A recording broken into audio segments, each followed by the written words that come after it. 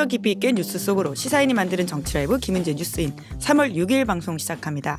안녕하세요. 저는 진행을 맡고 있는 시사인 김은지 기자고요. 첫 번째 코너 바로 들어가겠습니다. 뉴스 리액션인데요. 쏟아지는 뉴스에 어떻게 반응하셔야 될지 알려드리는 시간입니다. 오늘도 어김없이 윤기 기자 안녕하세요. 안녕하세요. 네, 그리고 수요일의 뉴스 리액터 개혁신당 조응천 의원실의 죄송합니다. 발음이 좀 꼬였네요. 조응천 의원실의 조현욱 부장님 안녕하세요. 네, 안녕하세요. 정우성이 아니라 죄송합니다. 조현욱입니다. 정우성만큼 저희도 소중하신 분이라고 말씀을 드리면서요. 자, 첫 번째 뉴스 바로 들어가 볼까요? 네, 김건희 특검법 부결되자 물갈이. 네, 국민의힘도 현역 컷오프가 속속 발표되고 있죠. 네, 국민의힘에서 현역 컷오프가 본격화되면서 현역 의원들의 반발이 이어지고 있습니다. 얼마 전 김건희 특검법이 포함된 이른바 쌍특검법 재표결이 이루어졌는데요. 그 이후에 국민의힘 우세 지역인 서울 강남권과 영남권을 중심으로 현역 의원 교체가 시작됐습니다. 컷오프된 홍석준 의원과 유경준 의원은 오늘 공관위에 재심을 청구했습니다. 그러니까 홍석준 의원의 지역구인 대구 달서갑에는 박근혜 전 대통령의 최측근인 유영하 변호사가, 유경준 의원의 지역구인 서울 강남병에는 고동진 전 삼성전자 대표이사가 각각 단수 공천을 받았습니다. 홍석준 의원은 공정한 시스템 공천의 대원 측이 깨졌다 이렇게 이야기를 하면서 공관위가 정무적인 판단을 내렸다라고 강조했습니다. 박근혜 전 대통령에 대해서는 별다른 언급을 하진 않았는데요. 유경준 의원은 본인이 여론조사 1위라는 언론 보도가 있었고 그간의 의정 활동을 고려했을 때 좀 시스템 공천에 의거하지 않은 결정이다 이렇게 비판했습니다. 네, 조보좌관님, 이 뭐 양탄자 갈았다라고 해야 되나요? 어떻게 3월 초를 주목하라고 하셨는데 정말 딱 지금이네요. 네, 그렇게 됐죠. 그러니까 90% 정도 국민의힘 공천이 이제 현재 이루어진 상황인 거고, 이제 막판 공천 되니까 이제 공천의 본질이 이제 드러나게 된 거예요. 이제 마법의 카드들이 이제 많이 나오기 시작했죠. 그러니까 이제 공관위원들을 이제 3분의 2 의결로 하게 되는 소위 이제 정성평가에 근거한 이제 우선 추천 이제 나오기 시작했고. 본심들. 네, 그렇죠. 그리고 나서 이제 국민공청제라는 이제, 네. 이제 새로운 이제 공천 방법. 사실상 현역 컷오프하는 방식인 것 뭐 같습니다. 그러니까 공관위에서 알아서 공천하겠다라는 네. 똑같은 얘기잖아요. 예. 그것도 이제 핵심 지역들 이제 뭐 대구, 울산, 강남 여기를 상대로 해서 우리가 알아서 공천을 주겠다라는 식으로 하고 있으니까 이제 시키고 싶은 사람들이 이제 내가 시키겠다. 이제 알자는. 이거는 이제 뭐 공천이 당선이니까요. 그 지역은. 네. 네, 그럼 그 자리에 들어가는 사람도 더욱더 눈여겨봐야 된다. 네. 뭐 이런 말씀이신 것 같은데 게다가 이제 오늘 이제 국민의힘은 2016년으로 돌아갔다. 탄핵의 강 속으로 다시 잠수했다. 이런 이야기를 조응천 의원이 메시지를 내기도 했어요. 네. 굉장히 오늘 고민하고 내신 이야기죠. 네. 제가 어저께 뭐 저희 일상적으로 이제 오늘 최고위원회 이제 모두 발언했는데 제가 어저께 초안 준비하면서 2016년 이제 탄핵의 강 얘기를 이제 오늘 언급을 했습니다. 그러니까 뭐 잘 아시다시피 이제 2명의 이제 공천이 문제가 됐던 거죠. 대구 공천. 대구도 마찬가지로 뭐 이제 공천이 이제 당선과 거의 이제 동의어처럼 이제 들리는 곳 아닙니까?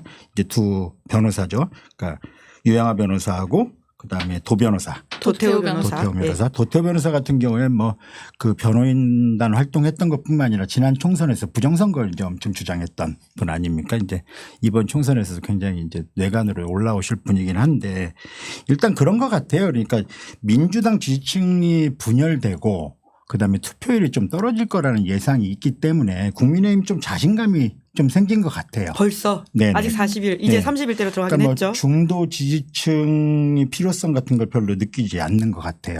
그리고 보수 결집 투표만으로도 충분히 선거에서 승리할 수 있다는 생각을 가진 것 같고 이제 필요한 거는 그러면은 한동훈 위원장 입장에서 보면은 보수의 정통성을 인정받는 것 뭐 이런 필요성이 있는 것 같아요. 그렇기 때문에 대구 그리고 실패한 대통령이었긴 했지만 이제 보수 대통령이 그 직전 대통령은 박근혜 대통령이잖아요. 거기서 적자로서 인정받기 위한 노력들 이제 시작한 것 같아요. 네. 보수 정당으로서의 오히려 지금 더 오른쪽을 강화하는 방식이 중요한 상황이 됐다. 맞습니다. 이렇게. 그러니까 민주당도 이재명 대표의 공천 자체가 지금 중도로 향한 것보다는 더 왼쪽으로 가고 있기 때문에 지금 중도는 다 포기하고 있는 거거든요. 굳이 한동훈 위원장 입장에서도 중도로 갈 이유가 없는 거죠 지금은. 네. 재밌는 포인트를 짚어주셨는데요. 두 번째 뉴스 키워드도 관련된 부분이죠. 네, 인재 육성 사례가 이토 히로부미. 네, 성일종 국민의힘 의원 발언인데요. 논란이 되고 있죠. 관련해서 본인이 사과하기도 했고요. 네, 성일종 국민의힘 의원의 이토 히로부미 발언이 좀 도마 위에 올랐습니다. 성일종 의원은 3월 3일 본인 지역구의 한 장학금 전달식에 참석해서 그러니까 장학 사업의 필요성을 강조하면서 이토 히로부미를 예로 들었는데요. 그러니까 영국에서 공부하고 돌아온 이토 히로부미 등이 일본을 완전히 개발시켰다. 우리보다 먼저 인재를 키운 선례다. 이런 취지의 내용이었습니다. 이재명 민주당 대표는 그러니까 어제 SNS에 성일종 의원의 발언을 언급하면서 심판하면 바뀐다 이렇게 적었고요. 한동훈 위원장도 곧바로 입단 속에 나섰습니다. 어제 한동훈 위원장은 주요 당직자와 좀 공천이 확정된 후보자들에게 총선을 앞두고 부적절한 발언이 나오지 않도록 더 주의해달라. 잘못된 비유나 예시를 하지 않도록 각별히 주의해달라. 이런 내용의 문자 메시지를 보냈는데요. 한동훈 위원장의 이른바 경고 이후에 성일종 의원은 그러니까 오늘 취지와 다르게 비유가 적절치 못했다 이렇게 사과했습니다. 네, 이제 아무래도 총선이 다가오면 다가올수록 이제 설화 리스크라고 하는 것을 양당 모두 조심해야 될 부분이 있는 것 같은데요. 어떻게 보셨어요?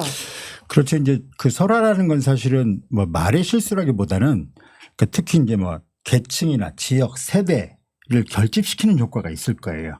특히 이제 뭐 대표적인 게 이제 노인 폄하 발언 아니에요. 그러니까 정동영 의장 시절인데 2004년도잖아요. 그러니까 17대 총선 앞선 시기인데 그때 이제 탄핵 이후에 열린우리당이 그때 한 200석 이런 얘기가 나왔던 시기였었어요. 근데 이제 그 직전에 한 3월 달 얘기였는데 노인 폄하 발언이 있으면서 당시 열린우리당이 152석. 아, 50석 가까이가 그 발언으로 날아갔다 이런 평가가 네, 있나요? 맞아요. 당시에 그래서 이제 한나라당 시절이었는데 한나라당이 뭐 100석도 못할 거다 그랬었는데 한나라당이 121석을 얻었어요. 당시에. 그래가지고 노인 폄하 발언이 그 정도 효과가 있었다라고 얘기를 했고 정동영 당시 의장 이번에도 이제 후보로 출마를 예비 후보로 지금 현재 경선을 예. 치르고 있죠. 정동영 의장은 2004년부터 24년이죠 지금 20년 내내 사실은 노인 폐마 발언이 쫓아낸 게요. 그러니까 본인한테 꼬리표처럼 붙어 있다. 그러니까 사과했어도. 불과 뭐 작년에도 이제 김은경 혁신이 때 김은경 혁신위원장이 노인 폄하 발언이 나오면은 또 정동영 의장을 사례가? 호출하고 예. 그 다음에 19대 총선 때였을 거예요. 그 당시에 이제 낙곰수의 김용민 예, 후보가 예. 그 당시에도 노인 폄하 발언이 또 문제가 네. 나왔었어요. 그때 이제 성인방송에서 노인 폐마 발언했던 거. 예, 그래 그때 또 정동영 의장을 또 호출을 합니다. 그러니까 노인 폐마 발언만 나오면 정동영 의장을 호출을 해요. 그러니까 그만큼 그 세대에 관련된 것들은 조심스럽기도 하고 특히 왜 그러하냐면 노인 폐마 발언 중요한 문제는 고령화 문제 때문에 그래요. 유권자분들이 예, 맞아요. 더욱더. 예. 갈수록 노인이 늘어나고 있거든요, 이게.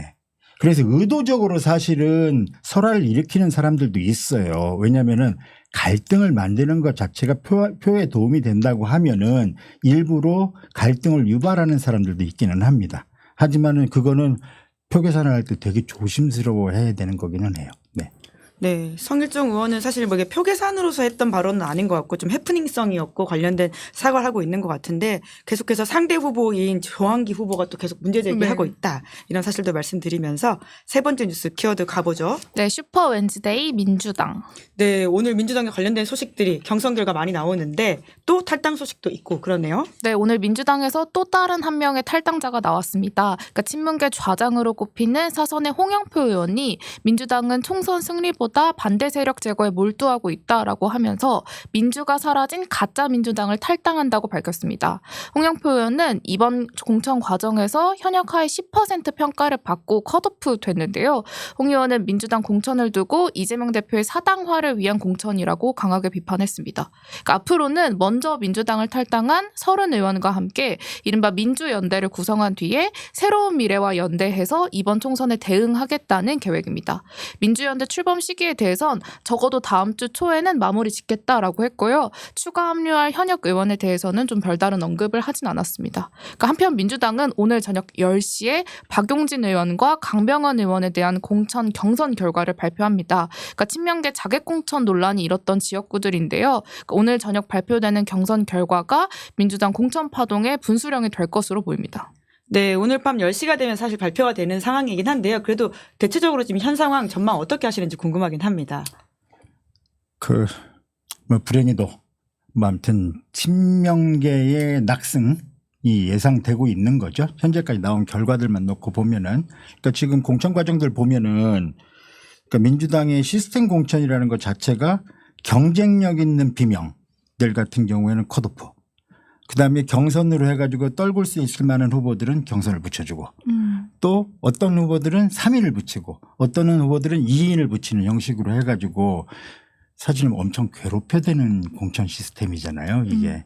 그래서 결과적으로 살아남는 사람 별로 없었고 또 이제 이재명 대표 쪽이나 아니면은 이제 지도부 쪽에서는 지금 살아남은 사람들 보면은 친명 비명 아니다라고 얘기를 하는데 그 말도 조금 일리는 있어요. 그래서 이제 제가 이렇게 보니 친명 비명은 아니더라도 이재명 대표한테 싫은 소리를 안 한 사람은 공천을 주기는 했더라고요.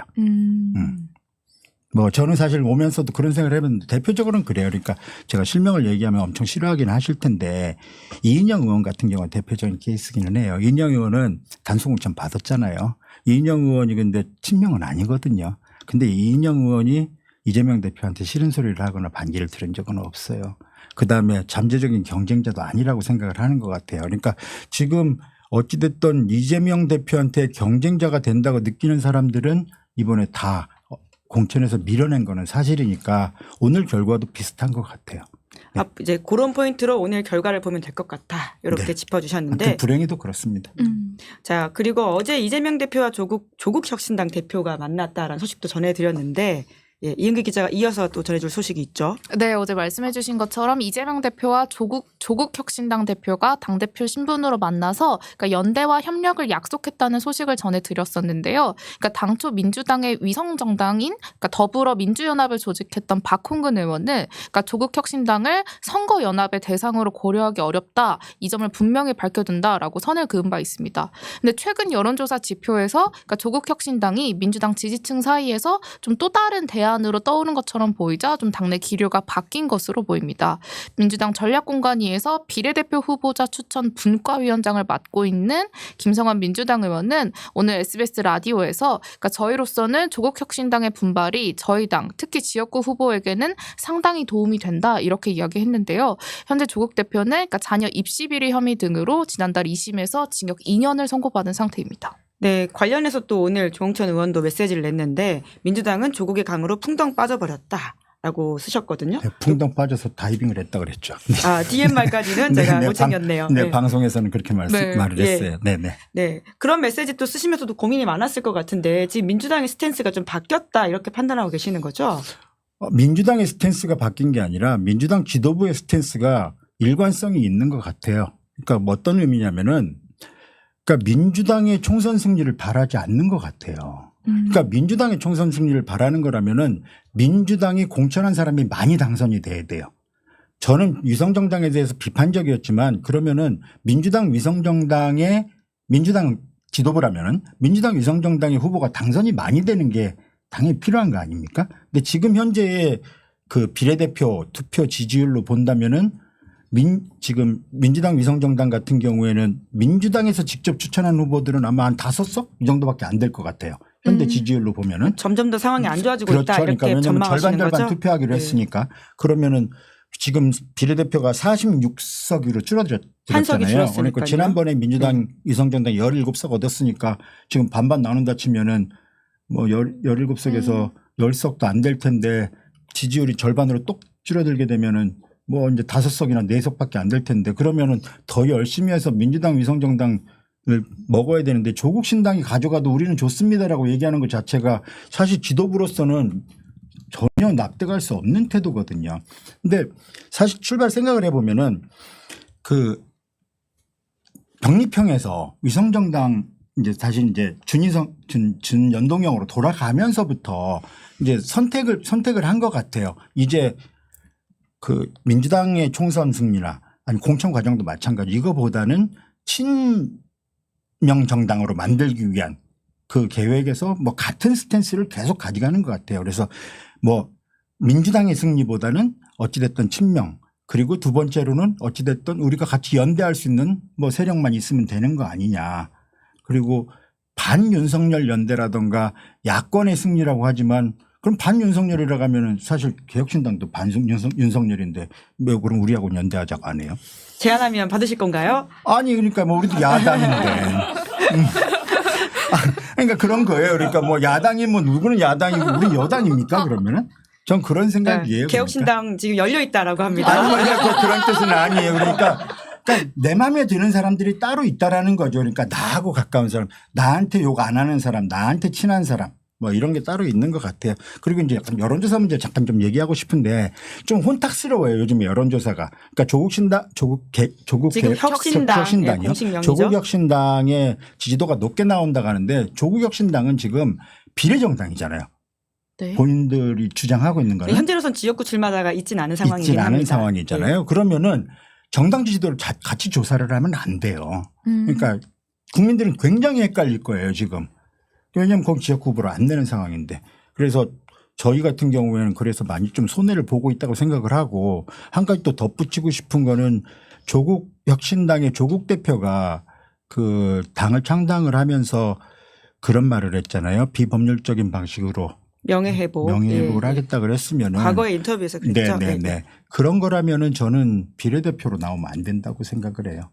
네. 그래서 조국 전 장관 때 시절에 가장 비판적이었던 사람이 사실은 조국의 강에 대해서 비판적이었던 사람이 민주당에 2명 있었습니다. 금태섭 전 의원과 조홍천 의원이 있었는데 두 사람이 현재 출마를 선언한 종로나 남양주 갑에 지역구 출마를 하면은 저희는 그 진정성을 이해해 줄 수 있을 것 같아요. 조국 지금 대표가 이제 금태섭 전 의원이나 조홍천 의원 지역구에서 한번 도전해 봐라. 네. 이렇게 말씀하시는 그렇지는 않을 것 같아요. 왜냐하면은 또 민주당 후보들이 되게 싫어할 것 같아요. 그러면은. 네, 굉장히 다양한 전선이 생길 수 있을 것 같은데 이제 정당 지지율이 왜 내면 안 되냐 이런 질문이 좀 있는데요. 그러니까 아마 종합 정당 지지율이 아니라 비례와 지역을 따로 구분해서 좀 봐야 된다 이런 네, 취지의 맞습니다. 네. 지적으로 이해했습니다. 끝으로 개혁신당 이야기를 좀 간단하게 다루면 좋을 것 같은데요. 네. 자, 개혁신당 지금 이제 지역구 공천 신청 마무리됐고 비례대표 이제 하잖아요. 네. 어떻게 되는 건가요? 잠깐 스포해 주시죠. 네네. 잠깐 말씀드릴게요. 저희가 이제 공천을 저희도 한꺼번에 하잖아요. 그 비례하고 이제 지역구를 같이 공간위에서 다루게 되는데 저희 오늘까지요. 오늘까지 네. 신청을 받았고 지역구 공천. 네, 지역구 공천자들 신청을 받았습니다. 물어보니까 100명 좀 넘게 신청을 했나 봐요. 그러니까 뭐 좀 부족해요. 겹치는 지역이 한 20군데 정도 있다고 합니다. 20군데 정도 있다고 하고 내일서부터 면접을 들어갑니다. 면접을 들어가고 다음 주 초서부터 이제 비례대표 후보자들 신청을 받는데 통합해서 운영을 하실 계획인 것 같아요. 공간위에서. 김종인 공관위원장을 네, 중심으로 네, 이제 네, 지역과 그렇게 해서. 비례를 같이 네, 네. 이제 평가할 그래서 저희가 이제 전국에 후보를 못 내는 상황이니까 내일 면접을 하고 빠른 지역은 모레서부터 발표를 시작할 것 같아요. 네. 이제 그럼 뉴스가 슬슬 나온다. 이렇게 이해하면 되겠네요. 그러니까 저희는 뭐 예상컨대 빨리 남양주 각 같은 경우는 모레쯤 발표를 해 주셨으면 좋겠다 이런 생각인 거고 아직까지 경쟁자가 없으니까. 컷오프 네. 되실 그래서 네. 선거는 끝날 때까지 모르는 거니까. 예. 저 희망 사항이고 그래서 이제 아직까지 이제 지역구 신청한 사람 그다음에 왜 누구는 신청을 아직 공천 신청을 뭐 제대로 하지 않았냐 이런 것들이 있는데 그거를 어떤 사람은 비례 신청을 한 사람도 지역구로 돌리거나 지역구를 신청한 사람도 비례 돌리고 하는 것들을 공간위에서 좀 종합적으로 조정을 할 것 같아요. 혹은 지역구로 옮기는 작업들도 공간위에서 조정을 할 것 같습니다. 중복 신청한 사람들이 있어서. 공간위가 새롭게 뉴스를 좀 만들 것이다. 네. 이렇게 예고해 주시는 것으로 알고 다음 주에도 업데이트를 부탁드리도록 하겠습니다. 네. 그러면 3월 6일 뉴스 리액션 여기까지 살펴보겠습니다. 두 분 다 수고하셨습니다. 네, 고맙습니다. 감사합니다. 네, 잠시 후에는 저희가 오늘은 특별하게 두 부에 나눠서 거쳐서 다음 순서가 진행이 되는데요. 2부는 이현주 전 의원과 함께 하고요. 3부는 배우 정우성 씨와 함께 합니다. 잠깐만 기다려주세요. 믿을 수 있다. 더 착한